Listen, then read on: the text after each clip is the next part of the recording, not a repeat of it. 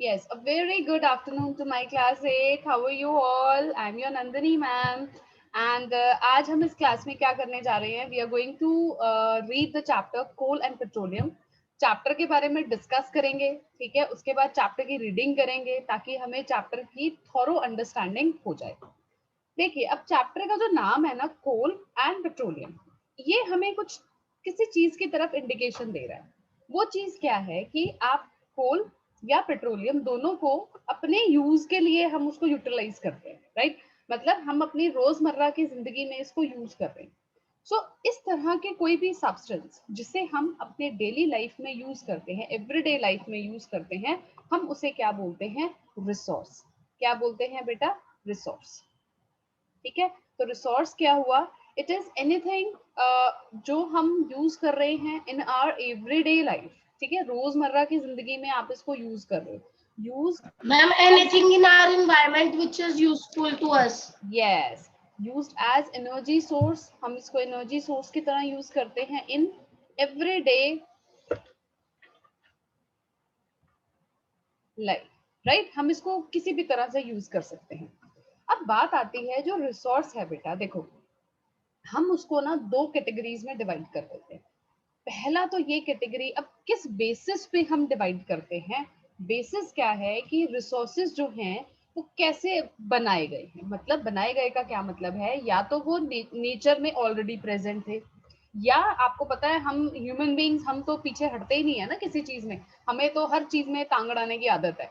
तो हमें लगता है कि अगर नेचर ने रिसोर्स बनाया है तो हम क्यों पीछे रहे, हम भी बनाएंगे। ठीक है, तो क्या होता है, हम रिसोर्सेज को दो कैटेगरीज में डिवाइड करते हैं। पहला कैटेगरी आ गया आपका नेचुरल रिसोर्स। ठीक है, जैसे ये नाम बता रहा है नेचुरल रिसोर्स, तो नाम हमें क्या बता रहा है कि ये वो रिसोर्सेज हैं जो नेचर में प्रेजेंट होते हैं। ठीक है ना, वो नेचुरल होते हैं, they are already present in nature. दूसरा हम क्लासिफिकेशन में इसे हम करते हैं मैन मेड रिसोर्सेज के अंदर। ठीक है, तो हमारे रिसोर्सेज कितनी तरह के हुए बेटा? दो तरह के हुए। कौन से दो तरह के हैं वो? पहला is natural and the second is man. Okay, now मुझे तुषार, आप मुझे एग्जांपल दो about man made resources. Man made resources का कोई भी एग्जांपल, मैन मेड का या पहले नेचुरल का दे दो। पहले नेचुरल। Okay, ma'am. हाँ हम जी, नेचुरल जैसे वुड। ओके। मैम आ रही है मेरी आवाज? हाँ हाँ, आवाज आ रही है। Sunlight, very good. Would, water, air. Air, very good. Water, very ma'am good. Fruit vegetable. Yes, वो भी हम यूज करते हैं, प्लांट्स एनिमल्स के फॉर्म में आ गए, वो हमारे रिसोर्स हैं क्योंकि हम उसको यूज करते हैं। ठीक है ना, प्लांट्स हम उसको डेली लाइफ में we are going to utilise the thing, हम उसको यूटिलाइज कर रहे हैं। नेक्स्ट आता है man made resources. Yes, Akshata आप बता सकते हो कोई भी मैन मेड रिसोर्स जो हम डेली लाइफ में यूज करते हैं। डेली लाइफ में कुछ भी जो हमने बनाया है, मैन ने बनाया है। जरूरी नहीं है वो एनर्जी ही देगा, but yes it will B. हाँ जी, क्या हो सकता है? It will be just useful in your daily life. Computer. Yes, ma'am आपकी आवाज कंप्यूटर। क्लियर। मेरी आवाज क्लियर नहीं? मैं पूछ रही मैम हूँ। Chair, table. Yes, chair, table, glass, plastic, rayon. Yes, synthetic fibres, right? Computers, right? तो ये सारे क्या हैं? रिसोर्सेज हैं। वेरी गुड, तो हम यहाँ पे कुछ भी दो एग्जाम्पल लिख लेते हैं। प्लास्टिक है, then you have synthetic fibres है, राइट? ये हमने बनाए हैं, ह्यूमंस ने बनाए हैं, और ये हमारी डेली लाइफ में काफी यूजफुल होते हैं। देखिए, अब हम बात करते हैं बेटा हमारे नेचुरल रिसोर्सेज के बारे में, थोड़ी सी डिटेलिंग में काम बात करते हैं इनके बारे में। देखो, हमने ये बात करी कि जो नेचुरल रिसोर्सेज थे ना, they were like present in nature. ठीक है, वो नेचर में प्रेजेंट थे and they are easily accessible to human beings. वो ह्यूमन बींग्स को इजिली मिल सकते हैं, राइट? हम उन्हीं को ही एनर्जी की या उन्हीं को ही यूज करेंगे ना जो हमें इजिली फिजिबल होगा। अब देखो, जैसे सनलाइट है, हमें सनलाइट बड़े आराम से मिल रही है, तो वी आर यूटिलाइजिंग सनलाइट। हम कितनी कामों के लिए सनलाइट को यूज करते हैं। हमें अगर क्लॉथ ड्राइंग करनी है तब हम करते हैं, हमें ग्रेन्स को सुखाना होता है तब करते हैं, राइट? तो सनलाइट का काफी यूज है। लेकिन अगर आप ये बात करो कि स्टार से भी तो लाइट आती है, क्या हम उसको यूज करते हैं? मैम विटामिन डी के लिए भी यूज होती है सनलाइट तो। विटामिन डी के लिए भी यूज होता है, वेरी गुड। लेकिन क्या हम स्टार्स में से लाइट यूज करते हैं? बाकी किसी स्टार की लाइट यूज कर रहे हैं? नहीं कर रहे, नो। क्योंकि that is not accessible to us. वो इजीली हमें नहीं मिल रही है। अब फॉर एग्जाम्पल वाटर है, हम वाटर को यूज कर रहे हैं, ठीक है। अब इसका क्या मतलब बना कि अर्थ जो है it is the home of natural resources, वो नेचुरल रिसोर्सेज का घर है।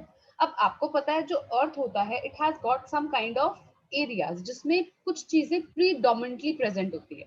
फॉर एग्जाम्पल अगर मैं एयर की बात करती हूँ, तो एयर जो है वो अर्थ के किस कंपार्टमेंट में मिलती है, उसको क्या बोलते हैं हम? The layer of air, envelope of air around the earth is known as atmosphere. atmosphere. Very good. तो ये क्या हमें एयर कहाँ से मिली? एटमॉस्फेयर से मिली। What about water? मैम ये तो एसएसटी कर रहे हैं। हाँ जी बिल्कुल, ये आ गया हमारा हाइड्रोस्फेयर। फिर आपको पता है जो सॉइल है, प्लांट्स हैं, वुड है, ये सब हमें कहाँ मिलते हैं? They are all found in lithosphere. तो आपको पता है ये जो तीनों आपके स्फेयर्स हैं इनका एक बैलेंस होता है, दैट एरिया जिसमें ये ओवरलैप करते हैं। जैसे फॉर एग्जांपल ये एटमॉस्फेयर है, ये हाइड्रोस्फेयर है और ये लिथोस्फेयर है। तो ये जो ओवरलैप्ड एरिया है ना, इसे हम बोलते हैं बायोस्फेयर, ठीक है। क्योंकि यहाँ पे there is maximum concentration of your natural resources which leads to development of life, वो लाइफ के डेवलपमेंट में बहुत ज्यादा कंट्रीब्यूट करता है, ठीक हो गया। अब रिसोर्सेज जो है specially the natural resources, they are very important for the survival of living organisms. क्या आपको लगता है, मैंने एक बात बोली, स्वाति आप बताओ, क्या सनलाइट आपको लिविंग ऑर्गेनिजम्स को सरवाइव करने के लिए जरूरी है? मतलब क्या लिविंग ऑर्गेनिजम्स इसके बिना जिंदा नहीं रह सकते? यस, सनलाइट के बिना नहीं मैम, वो जिंदा नहीं रह सकते। कैसे, मतलब क्यों? मैम बिकॉज एक तो मैम उनको विटामिन डी मिलता है मैम, न्यूट्रिएंट्स तो हमें चाहिए ही होता है। ठीक और है। मैम जैसे मैम पहले मैम अर्ली टाइम पे मैम किसी के पास इतनी लाइट नहीं रहती थी, तो मैम वो अपना काम दिन में ही करते थे सनलाइट हाँ के थ्रू। ठीक है, ओके। मैम अभी भी मैम मेन तो ये आनी चाहिए, Yes, वरना अब रोशनी नहीं आएगी धरती पे। लेकिन जो सबसे इम्पोर्टेंट काम क्या करता है सनलाइट, वो क्या डे करता नाइट। है? नहीं नहीं, अरे भाई वो फोटोसिंथेसिस में बहुत जरूरी है। जो ग्रीन प्लांट्स हैं ओह वो यस मैम। उस एनर्जी को कन्वर्ट कर देते हैं इनटू केमिकल एनर्जी, तभी तो पूरे सारे लिविंग ऑर्गेनिजम्स चल रहे हैं। वैसे तो चलेंगे ही नहीं, हमें खाना ही नहीं मिलेगा तो हाउ विल वी सर्वाइव? क्योंकि फोटोसिंथेसिस में ही क्या है, आपका एंड प्रोडक्ट जो बनता है वो ऑक्सीजन है, वो भी हमें बड़ा जरूरी चाहिए। सो सनलाइट इसलिए इंपॉर्टेंट है। एयर आपको जैसे मैंने बताया ऑक्सीजन जरूरी है, कार्बन डाइऑक्साइड की कुछ अमाउंट जरूरी है ताकि अर्थ का एक टेम्परेचर जो है वो मेंटेन रहे। क्योंकि हम जो लिविंग ऑर्गेनिजम्स होते हैं वो बहुत ज्यादा ठंड में या बहुत ज्यादा गर्मी में, दोनों में ही नहीं रह सकते। We have a range of temperature. Water आपको पता है, वाटर तो लाइफलाइन होती है, इट इज वेरी प्रेशियस, ठीक है। तो इस तरह से हमें सारे नेचुरल रिसोर्सेज जो है वो काफी ज्यादा चाहिए होते हैं। अब अगर आप एक छोटी सी बात और सोचो, एयर और वाटर को कंपेयर करते हो, तो हमें अगर हम वुड को या हम वाटर को कंपेयर करते हैं तो नेचुरली कुछ ऐसी चीजें होती हैं जो बहुत ज्यादा प्रेजेंट है, कुछ ऐसे रिसोर्सेज होते हैं जो कम प्रेजेंट है ना। तो depending upon the amount of natural resources, हम नेचुरल रिसोर्सेज को ना दो कैटेगरीज में डिवाइड कर रहे हैं, ठीक है। सोच सकते हो क्या? नेचुरल रिसोर्सेज को हमने दो और मैनमेड। नो, दो कैटेगरीज में डिपेंडिंग अपॉन द अबंडेंस, कितना प्रेजेंट है। तो क्या होगा, एग्जॉस्टेबल एंड इनएग्जॉस्टेबल, या फिर renewable and non renewable, right. तो हमारा पहला क्या बन जाएगा, इनएग्जॉस्टेबल। मैम एग्जॉस्टिबल मतलब रिन्यूएबल। एग्जॉस्टेबल मतलब जो खत्म हो सकते हैं, मतलब वो कम अमाउंट में प्रेजेंट है, वो नॉन रिन्यूएबल होंगे, ठीक है। अभी मैं इसके वर्ड के मतलब पे आ रही हूँ, क्योंकि ऐसे तो फिर आपको समझ में नहीं आएगा ना बेटा। इनएग्जॉस्टेबल और एग्जॉस्टेबल, ठीक है बेटा।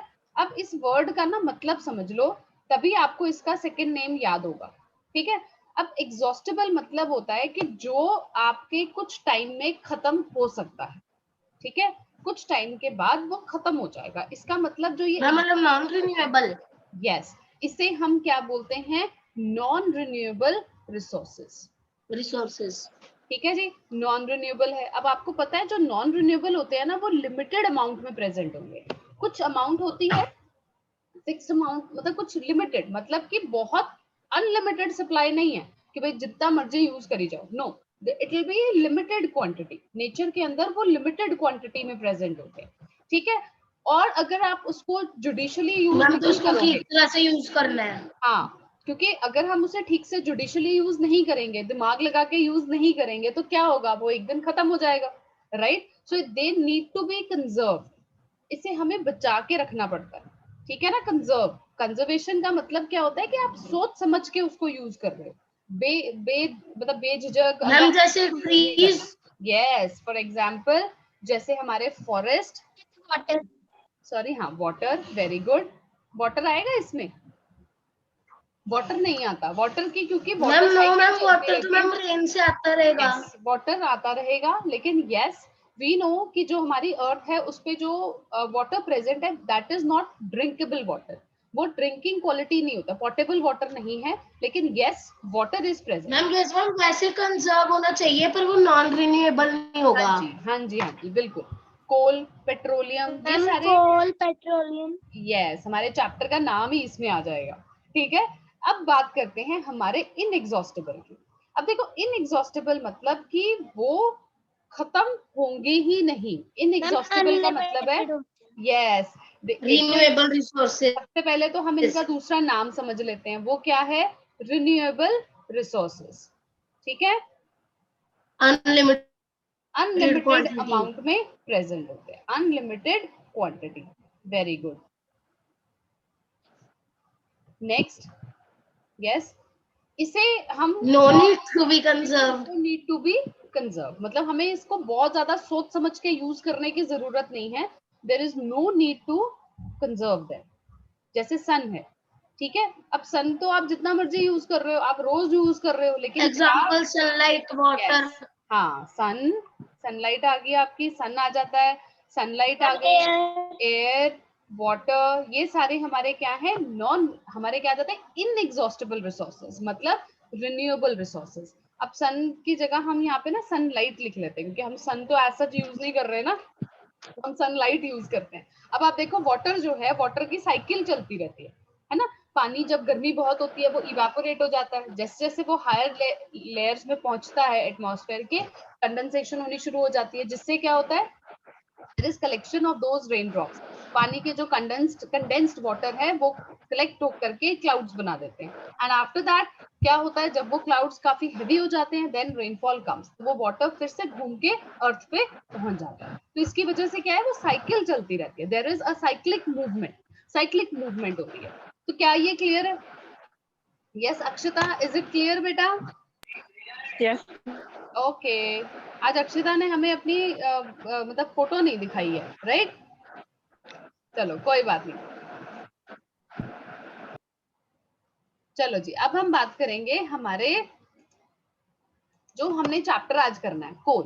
देखो, मैनमेड जो है ना बेटा, मैनमेड के लिए हमने बात करी, यहाँ पे सिंथेटिक फाइबर्स की बात की हमने, तो सिंथेटिक फाइबर्स के लिए we have a separate chapter, तो हम उस चैप्टर को अलग से पढ़ेंगे। अभी हम पढ़ने जा रहे हैं हमारे एग्जॉस्टिबल रिसोर्सेज के बारे में, और उसमें से भी हम सिर्फ दो पिक करेंगे, और वो दो क्या है, कोल एंड पेट्रोलियम। तो सबसे पहले we are going to pick is coal, ठीक है बेटा? चले, चलो अब पढ़ते हैं कोल। सबसे पहले अब हम इसके बारे में सॉरी, किसी ने कोल देखा है? Yes ma'am. Ma'am ma'am yes ma'am, कोयला मैम ये प्रेस वाले के पास भी होता है। यस, तो मैम ब्लैक ब्लैक होता है। हाँ जी, it's quite, it's black in colour. सबसे पहला क्या फीचर आता है इसका? Ma'am it's black in colour. Yes, it is black in colour, ठीक है? Next, yes, it is very hard, very good, ये बिल्कुल पत्थर की तरह हार्ड होता है, तो it is as hard as a stone. ये पत्थर ही होता है? नहीं, पत्थर नहीं होता। It is a non renewable resource. Yes, it is a non renewable resource. इसमें जो होता है ना बेटा, कोल जो है, इसका जो कॉम्पोजिशन की बात करते हैं, मतलब ये किस चीज का बना होता है, दैट इज कार्बन। तो ये किसका बना होता है? It is mainly composed of, या मेनली कंसिस्ट ऑफ कार्बन, ठीक है बेटे? कंसिस्ट ऑफ कार्बन, ठीक हो गया।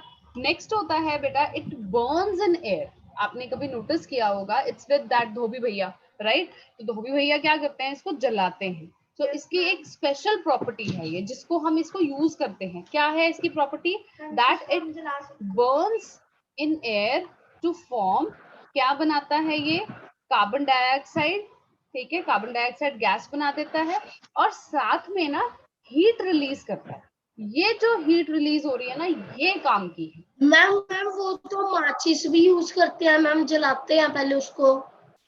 कैसे? क्या चीज? समझ नहीं आई मुझे आपकी बात, दोबारा बोलो। माचिस जलाते हैं मैम कोयला जो भी मैम माचिस नहीं यूज करते कोयला करने के लिए, जलाने हाँ के जी, हाँ जी बेटा, वो अपने आप नहीं जलता। You have to provide a little bit of energy, after that वो अपने आप जलता रहेगा। ठीक है।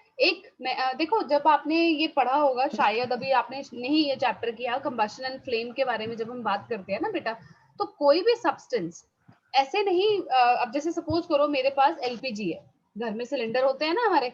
अब आप जब उसको ऑन करते हो, आप you make that lighter work, आप उस लाइटर से इलेक्ट्रिक स्पार्क्स देते हो, आप एनर्जी देते हो। एक हर फ्यूल का ना एक ma'am. chemical yes load, ma'am, एक बार ही थोड़ा सा लगा के मैम, जितने हाँ, लोग। फिर बस छोड़ दो, फिर वो जलता रहेगा। तो क्या होता है, एक पर्टिकुलर टेम्परेचर तक आपको उस फ्यूल को लेके जाना होता है। That temperature is called ignition temperature. जब वो टेम्परेचर अचीव हो गया, फिर कोई प्रॉब्लम नहीं है, फिर वो फ्यूल अपने आप जलता रहेगा। लेकिन पहले स्टेप तक उसको करना पड़ता है। जैसे फॉर एग्जाम्पल छोटे बच्चे होते हैं, उनको पहले ABCD सिखाना पड़ता है, right? When they are master in that, वो अपने आप मेक सेंटेंसेस, वर्ड सब कुछ बना लेते हैं। लेकिन इनिशियल स्टेज पे उनको धक्का मारना पड़ता है। ठीक है, तो इग्निशन टेम्परेचर तक पहुंचना बहुत जरूरी है, राइट? चलो जी, अब नेक्स्ट करते हैं कि इसको आप ना, कोल को आप कंबस्टेबल सब्सटेंस भी बोल सकते थे। It is a combustible substance. इसका क्या मतलब होता है कंबस्टेबल सब्सटेंस का? कि ये हम इसको यूज कर रहे हैं, हम इसको बर्न कर सकते हैं in order to release energy. ठीक है, हम इसको बर्न करके एनर्जी को यूज कर सकते हैं। आपको पता है पहले, आजकल तो कम हो गया है, रेलवे इंजन जो थे उसमें ये कोयला जलाया जाता था, and after that the railway yes ma'am, उसमें मैम थोड़ी सी आग थी मैम, बार बार कोयला डालते रहते थे, वो खुद ही बार बार चलती उसमें थी। कोयला डालते थे, उसको स्टीम इंजन बोला करते थे। देन आपके जो पावर मैम प्लांट्स बहुत होते हैं, मूवीज में भी दिखाते हैं। हाँ जी, हाँ जी, पावर प्लांट्स होते हैं जैसे, जहां से आपकी इलेक्ट्रिसिटी बन के आती है। काफी सारे पावर प्लांट्स जो हैं, वो उन्हें हम बोलते हैं थर्मल पावर प्लांट्स। लिख लो इसको, ये पॉइंट इंपॉर्टेंट है, थर्मल पावर प्लांट्स। ठीक है, तो थर्मल का मतलब ही क्या होता है? गर्मी। आप डालते हो ना विंटर्स में, थर्मल डालते हो नीचे, थर्मल मतलब आपको वो गर्मी दे के रखता है। तो थर्मल मतलब it is related to heat. ठीक है, रिलेटेड टू। मैम तो हम लिखें क्या थर्मल पावर प्लांट्स में? बेटा थर्मल पावर प्लांट्स में बेटा आप कोल यूज करते हो, कोल इज यूज्ड, ये वहां पे जलाया जाता है। वो जब ये जलता है, हीट प्रोड्यूस होती है, उससे पानी को गर्म करके हीट एनर्जी प्रोड्यूस, और वो मतलब आपकी जो स्टीम एनर्जी है, क्योंकि स्टीम के पास ज्यादा एनर्जी होती है, जिसकी वजह से टर्बाइन को घुमाया जाता है, जनरेटर्स के टर्बाइन जो होते हैं, उससे आपकी इलेक्ट्रिसिटी जनरेट होती है। सो कोल जो है, it is very very important. तो ये तो बहुत ही इंपॉर्टेंट है कोल। अब हम बात करते हैं कि ठीक है, हमने बात कर ली कि कोल हमारे लिए बहुत इंपॉर्टेंट है, क्योंकि देखो आप, इलेक्ट्रिसिटी सप्लाई जो है वो काफी सारी आपकी डिपेंडेंट है कोल की अवेलेबिलिटी पे। ठीक है, अब हम ये बात करते हैं कि हमारा ये जो कोल है, ये बना कैसे है, कहाँ से बन के आया है ये। ये वाला टॉपिक जो है, ये भी बहुत इंपॉर्टेंट है। आई नो ये सबको आता है, फॉर्मेशन ऑफ कोल, क्योंकि ये हम ज्योग्राफी में पढ़ चुके हैं, हमें मालूम है इस चीज का कि कोल कैसे बना है। क्या मुझे कोई बताएगा? मैम जो पत्थर पुत्थर मैम जो रह गए थे मैम धरती के अंदर मैम, पत्थर? Ma'am ma'am plants. Plants, ma'am plants, yes. Ma'am जो मैम धरती के अंदर रह गए थे मैम, वोल्केनो के टाइम या फिर इसके टाइम। यस, प्लांट्स जो मैम थे वो ना, ma'am 100 400 ma'am millions years. Ma'am yes, वो दे जलते गॉट, थे मैम, फिर वो मैम हाई टेम्परेचर में मैम वो ना लैंड के अंदर दबे रहते थे मैम लैंड के अंदर हाई इसीलिए से मैम प्रेशर था मैम मैम, बहुत साल ऑक्सीजन ठीक है, मैम, तो हीट की वजह से। Okay okay. जो प्लांट्स थे, प्लांट्स में भी हम ये लगाते हैं कि बहुत बड़े बड़े प्लांट्स थे, they got buried under the earth surface. वो अर्थ की सरफेस के अंडर जो है वो दब गए, buried down under the earth surface. और ये क्यों हुआ, रीजन हमें एग्जैक्ट रीजन नहीं पता, but reason can be anything, it could be earthquake, volcano आया या फ्लड आ गया, कुछ भी आ गया जिसकी वजह से जो प्लांट्स थे ना वो अर्थ की सरफेस के नीचे जाके दब गए। ठीक है, तो उससे क्या हुआ, दे गॉट कंप्रेस्ड, वो कंप्रेस होते गए क्योंकि उनके ऊपर सॉइल की लेयर जो है वो चढ़ती गई चढ़ती गई चढ़ती गई, क्योंकि ऑब्वियसली आपकी जो सॉइल इरोजन है वो लगातार हो रही है, सॉइल फॉर्मेशन लगातार हो रही है। सो जब plant they got buried under the earth surface, they kept on getting compressed, तो जो कंप्रेशन पड़ रहा था, कंप्रेशन की वजह से एक दबाव पड़ रहा था, जिससे आपका जो टेम्परेचर है वो इंक्रीज होना शुरू हो गया। इस दबाव की वजह से द टेम्परेचर गॉट इंक्रीज्ड। ठीक है, टेम्परेचर बढ़ गया। अब टेम्परेचर बढ़ा क्योंकि वो अर्थ में और नीचे चले गए, राइट, अर्थ में नीचे चले गए, प्रेशर भी इतना ज्यादा है, टेम्परेचर भी इतना ज्यादा है। अब आपको पता है जब आप अर्थ के इतनी नीचे हो तो भैया ऑक्सीजन कहाँ से आनी है ना, ऑक्सीजन सिलेंडर तो है नहीं हमारे पास। तो ये बेचारे प्लांट्स जो थे, they started converting into coal, but in at a very slow rate. तो यहाँ पे कंडीशन क्या हुई कि इन दोनों फैक्टर्स के साथ साथ देयर वाज नो ऑक्सीजन। क्या था बेटा, ऑक्सीजन नहीं था। ठीक है, जिसकी वजह से द प्लांट्स जो थे, they got converted, dead plants they got converted into coal at a very slow rate. बहुत स्लोली ये क्या हो गए, कन्वर्ट हो गए कोल। समझ आ गया। अब ये जो प्रोसेस हो रही है ना बेटा, मतलब क्या हुआ कि under the conditions of very high temperature and pressure, ठीक है, the coal, the dead plants, they got converted into coal and that process is called carbonization। ठीक है, इसे हम फॉसिल फ्यूल बोलते हैं क्योंकि ये किससे बना है, डेड रिमेन से। ठीक है, मैं दोबारा से रिपीट कर रही हूँ क्योंकि मुझे लग रहा है कि आवाज शायद क्रैक हो रही है। कार्बनाइजेशन, यस बेटा, कार्बनाइजेशन क्या है, यस यस बेटे, कार्बनाइजेशन क्या है बेटा, it's a process of conversion of, लिख लीजिए बेटा, conversion of dead plants into coal.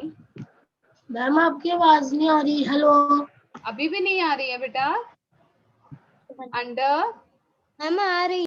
Very high temperature and pressure. ठीक है, with no oxygen available, with no oxygen available।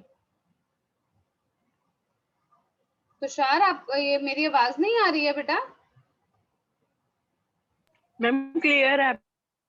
हाँ, मुझे लग रहा है उसके नेट इशू में कुछ प्रॉब्लम होगी बेटा जी। अब ये जो कोल है ना, बिकॉज देखो मैंने आपको ये बोला कि it is formed of dead plants, that means dead remain से बन रहा है, इसीलिए हम इसको क्या बोलते हैं, that it is a fossil fuel.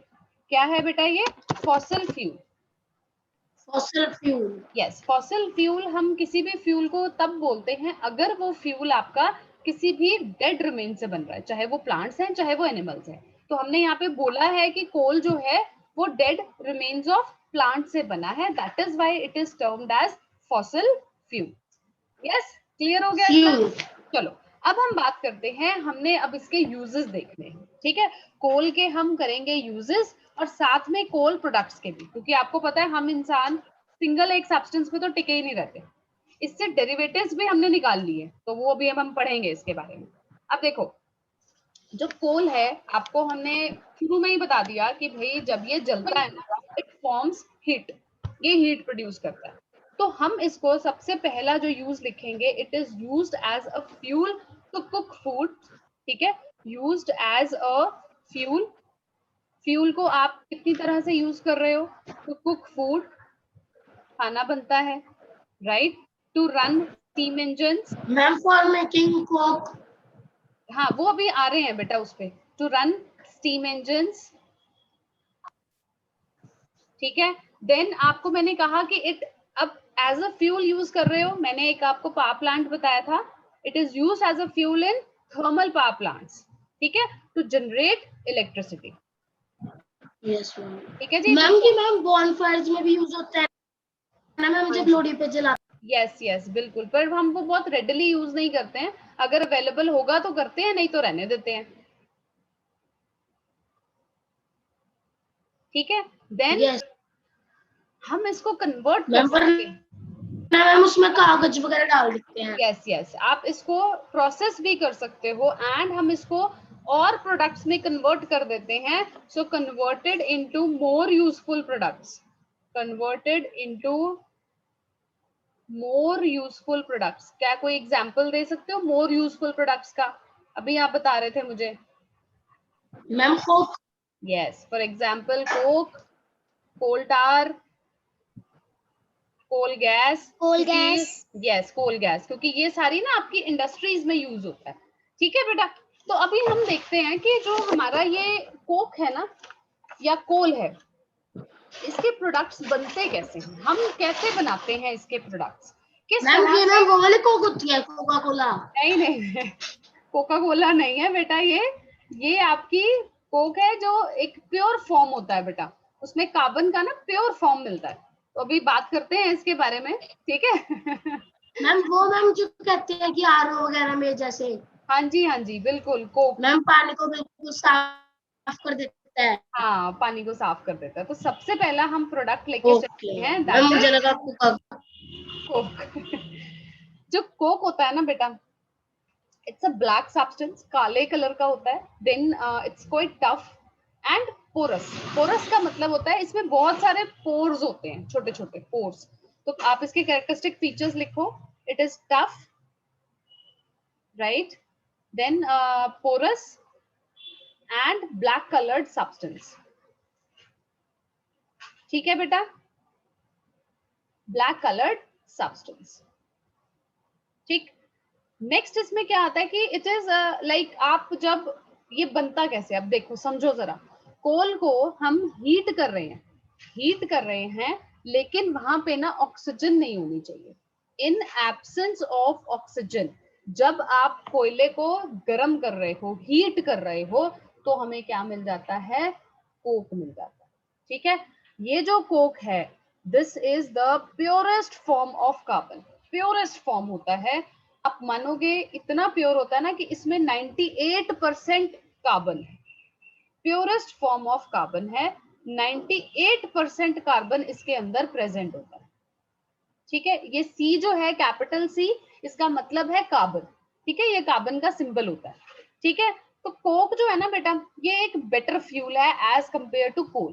ठीक है, ये क्या है? एक बेटर फ्यूल है, क्योंकि ये ना धुआं कम छोड़ता है, ये ध्यान में रखना, और हीट ज्यादा प्रोड्यूस करता है। तो यहाँ पे लिख लो, मोर हीट लेस स्मोक। ठीक है ना, और ये हमारे को कहाँ मैम पे ये कॉपी में नोट डाउन कर लोगे तो ज्यादा बेटर है बेटा, है ना। It is use to manufacture steel, ये हम मैम कॉपी स्टील, में तो कराने मैम ऐसे ही सुन रहे थे। चल कोई बात नहीं, अब कर लेना note down, manufacture of steel. ठीक है, ओहो एक सेकंड, ठीक है बेटा, और साथ के साथ ना हम बहुत सारे मेटल्स की एक्सट्रैक्शन में भी यूज करते हैं। ठीक है, एक्सट्रैक्शन ऑफ मेनी मेटल्स,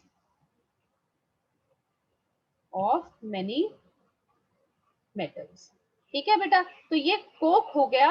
अभी हम नेक्स्ट, जो हमारी नेक्स्ट पार्ट जो आएगा, उसमें हमने कोल टार और कोल गैस के बारे में पढ़ेंगे। ठीक है, तो कोक समझ में आ गया। कोक आपका tough and porous black colour substance है। जब आप कोयले Yes, को ma'am. एब्सेंस ऑफ ऑक्सीजन में हीट कर रहे हो तो कोक बन रहा है। It is the purest form, 98% carbon है। ठीक है बेटा, ओके।